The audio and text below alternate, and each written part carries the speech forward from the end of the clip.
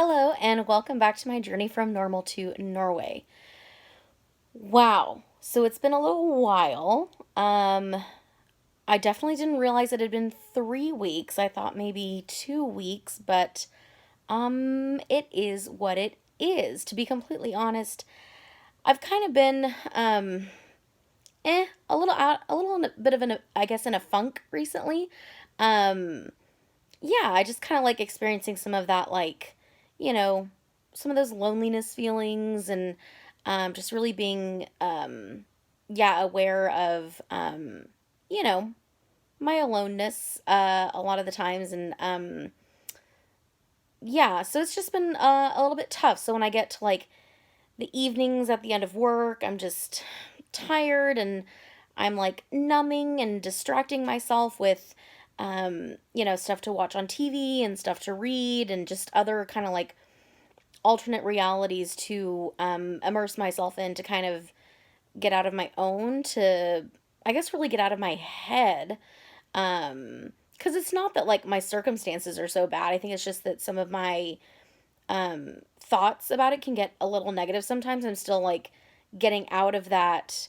It's like undoing a mindset that was there for a really long time and just kind of replacing those thoughts. So I'm still on that journey. And, I have a really active imagination, which is not a bad thing. But I think sometimes I get a little bit afraid of just like where my thoughts might go, and I just don't really want to like go there, or it's just like trying to not be aware of like the parts of my reality that can be a bummer to me sometimes.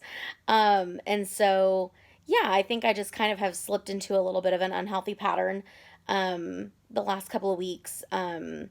Just not spending my free time wisely, kind of like checking out from life, I guess, for pockets of time. And not really living a life to the fullest and doing all that I want to be doing and could be doing, and, just taking those steps towards an exciting future. So, just kind of being honest about that. That's what's been going on with me, or part of what's been going on with me the last few weeks. I mean, life is more than that. I've, you know, got a lot happening. Like going to work and spending a long time there and being with friends, and some fun things have been happening, hanging out and being social and seeing friends outside of work. But I just think like the time when I'm home, when I could be doing this, I've been a little bit checked out. So I am back. Hello, everybody. Um, so yeah, I was thinking about what I would want to talk about, and what was really standing out, um, that was just like really interesting to me recently.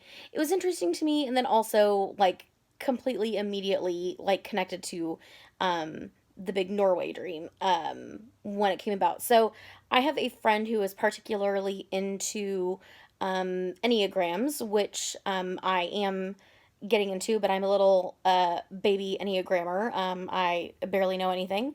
But I have a couple of podcasts that I want to start listening to once I'm, caught up with my other ones, which I almost am.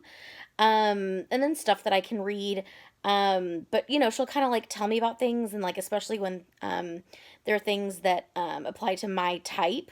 She'll kind of just like share images with me and tell me stuff, and I've been really enjoying that. And kind of like, because I've always loved like those like personality tests and descriptors, like the Myers-Briggs and the Strengths Finder and all of that. I always love those. And so the Enneagram is just a cool um, new way to kind of look at all of it. So, for those of you who are into it and will understand what this means, my type is a one wing two. And so I've been, kind of learning about the one type. But then something that she showed me last week was a post that somebody had done. And they actually host one of the podcasts that I want to start listening to. And this person was talking about part of the Enneagram world that is the soul child. And basically, the thought behind that is we had this natural state when we were younger, when we were kids. Things just that made up our character, made up who we were, and how we function in the world.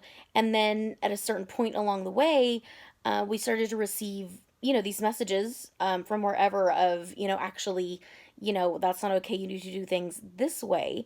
And then listening to those messages and absorbing that and believing them led us down a path of developing our dominant personalities that we are today. So my dominant one is the one. And so it kind of says that for ones, normally the soul child, who we naturally were as kids, before we started, being inundated with these messages and buying into them, for ones, it's mostly a type 7. And so there's this image in her post that showed like a graphic of inside, there's this area that had like descriptor words that fit a 7, and then kind of outside of that, going around it was, a 1 with some of like those characteristic words. That's not the phrase, but you get what I mean.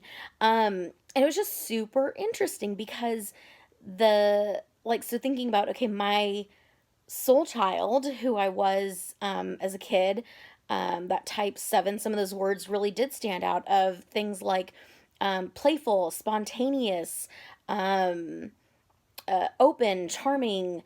And then kind of some of the descriptor words of that one, that area outside of that, of what I became after hearing, "Oh, no, no, you need to do things differently," are words like restrained, proper, self-contained. Um, and not that any of those things are bad. It just was really interesting. It resonated with me right away. And it completely fit in with my dream of Norway, the journey I've been on concerning that. This YouTube channel, the videos that I film and post here, it just kind of all fit, and it's this struggle within me between, this side of me that wants to go on an adventure, that wants to take big risks, that believes that there's something big and fun and exciting out there and really wants to go for it and give it a chance and think, why not? But then there's this other side of me that's in a battle with that part, that's kind of saying like, oh no, no, like, that's scary. It's so different. It's potentially impossible. It might not work out. If it's not gonna be perfect, then don't even try. And what is that perfect anyway? And like where you how you're doing things now is known and safe and secure. And so just stay there. Keep doing that. Don't reach so big, don't try to go so far. And so it's just really interesting to me because it feels right. It fits. And it's just one way that this story, this journey that I'm on, can be told.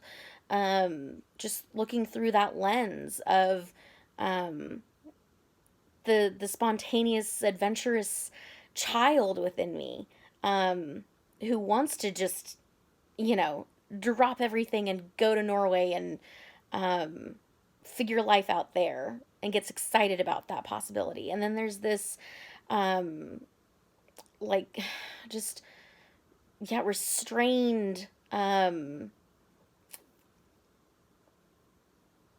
this side of me that just is like holding me back and saying, like, I don't know, it's too scary, don't do it. You don't know how it'll turn out. It might not turn out so awesome. You know how the current scenario is, so just stay there. Don't go to the unknown. So yeah, I'm in that battle. I know which side I want to win. And I know my past track record and how that's gone. So, but now yeah, this feels different. This one, um, it's just a dream that has become so big. It's something that I've actually taken some steps towards. I mean, learning Norwegian, going to visit Norway by myself last year. I've told so many people I'm doing this very public thing, that, there might not be many people watching right now, but anybody in the world could watch this if they wanted to at any given moment. And so it's out there. I'm kind of intentionally putting this dream out there, just at the possibility of maybe it'll come true. And that's exciting for me because I don't think I've really ever believed that fully in the past. The dreams that I've had, especially the big ones, I've never truly believed that they could or would come true for me. And there's something about this one that feels much more possible than the others in the past. And I don't think it's a smaller dream than the other ones I've had. But I'm growing and I'm changing. And maybe part of that growing and changing is kind of meeting, getting in touch with that soul child part of me, that playful, spontaneous, adventurous part of me, and allowing that part of me to become a little bigger, to dictate more of my thoughts and my decisions and my actions. And so um, I'm excited about that. I love that. And as I continue to allow the voice of that part of me to get louder in my life, I really just kind of wonder and look forward to seeing what the outcome will be. Um, there's so much possibility, and that's really cool. Um, so that's where I'm at right now. I just wanted to check in and share that. That's what was on my mind, and I thought was just such a cool thought process to be going through. So if it's something that intrigues you, I really encourage you to look into it. If you enjoy kind of thinking about, yourself and your personality, in ways like this, look into the Enneagram and figure out your type and, your soul child, and kind of look into your own past and see, does that feel true to you? Um, and if so, how was that when you were a kid? And also, what messages do you think were the ones that kind of set you on a different path? And um, does that soul child part of you feel like it still exists? Is it still there? Is it wanting to get out and live? And will you let it? Uh, that's a big question. Yeah, I'm gonna let mine live.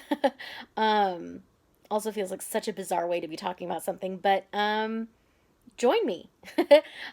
Comment below. Let me know. I would love to hear from you, honestly. And yeah, this is exciting. Look into it. Let me know how it goes, and let's continue this journey together. I will be back with you soon, and as always, until then, Hada.